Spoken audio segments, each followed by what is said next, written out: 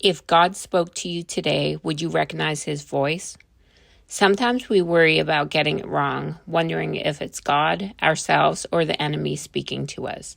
But if we are always afraid of getting it wrong, we may miss following through with what God is trying to tell us. In today's video, I'm going to share 7 questions you can ask yourself to help you discern whether what you're hearing is truly God's voice, so you will be able to confidently move forward and do what God is asking you to do.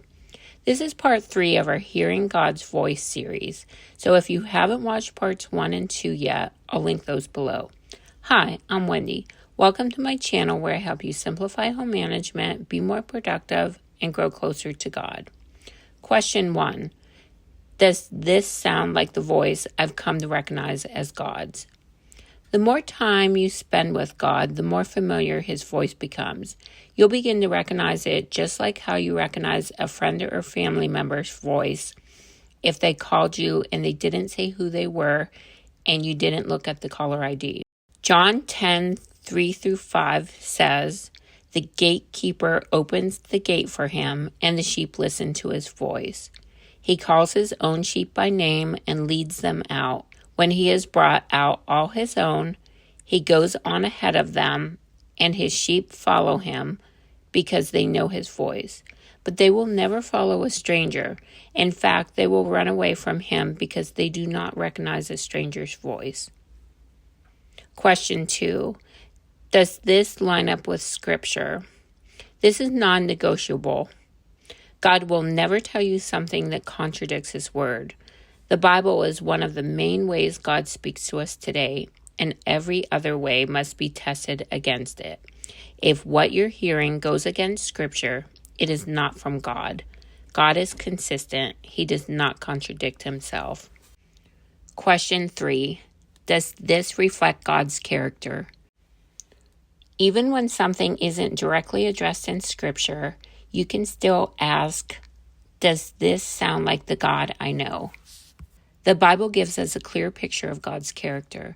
Some of the qualities we see over and over again are that he is loving, giving, truthful, gracious, faithful, and forgiving. So when you're discerning a message, ask yourself whether it reflects those kinds of qualities. If it carries qualities like harshness, manipulation, confusion, recklessness, or shame, or anything else that clearly doesn't reflect who God is, that's a sign to pause and question where it's coming from. Question 4. Will the end result of this message lead to something good and drive me or others closer to God? If the answer is yes, then you know this message is not from Satan. The enemy's goal is always to steal, kill, and destroy, to create distance between you and God, not draw you closer to him. Satan will never lead you toward deeper faith, peace, or a stronger relationship with God. God's voice, on the other hand, may stretch you or make you uncomfortable at times, but the end result will always be good. It will move you toward peace, clarity, and a deeper connection with him. If a message ultimately produces spiritual growth and draws hearts towards God, that's a strong sign that it's coming from God. Question number 5. Does the message make me uncomfortable? God often asks us to do things we wouldn't naturally choose, things that stretch us, inconvenience us, or push us outside our comfort zone. Because we live in a culture that values comfort, we don't usually choose discomfort on our own. So when a message challenges you in a way that makes you feel uncomfortable, that can be a clue that it's coming from God, and you probably aren't influencing it. That said, God's message may make you uncomfortable, but it will also bring a deep, steady sense of peace underneath that discomfort. It will feel spiritually right, even if it's hard. If a message produces panic, pressure, fear, or confusion, that's a sign to slow down and seek clarity.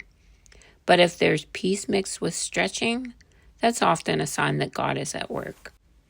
Question 6. Do I keep hearing the same message over and over again? If it seems like you are hearing the same repeated message everywhere you go, and it keeps showing up through different sources like conversations, sermons, scripture, books, or even random moments, that's often God trying to get your attention. Those repeated messages can confirm what He's already been saying and give you clarity and confidence to move forward. Question 7. Am I being spiritually attacked? Sometimes when you're moving in the direction God is leading you, you may notice increased resistance. This can show up as unusual interruptions or constant distractions, increased problems in relationships with family and friends, or discouragement, doubt, and confusion that feels heavier than normal. This doesn't mean every challenge is a spiritual attack, but it is worth paying attention when resistance shows up after you've already sensed God speaking and decided to move forward. Opposition at that point can actually be a sign that you're on the right track. Satan knows that you're about to do something good, and he'll do anything to stop you. The enemy's goal is to discourage, distract, and pull you away from what God is doing.